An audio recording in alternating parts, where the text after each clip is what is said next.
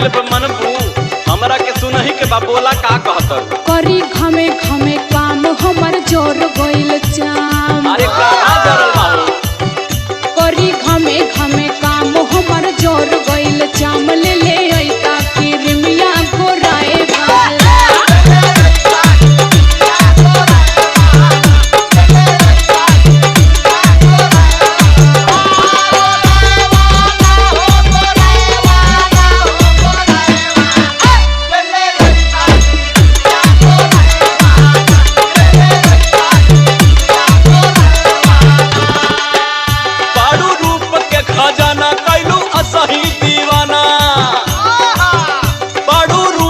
खजाना कैलू असही दीवाना गोरी और गोरा के हमर जान ले बुका गोरी और गोरा के हमर जान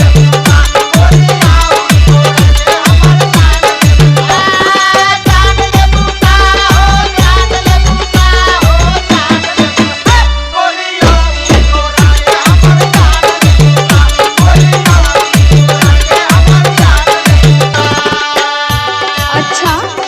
जब लियावे के भला तबे हम गोर तो के लोगे लगली। हां इससे पहले तो कबो ना कहत रहला कि हम गोर हई हम सुंदर हई।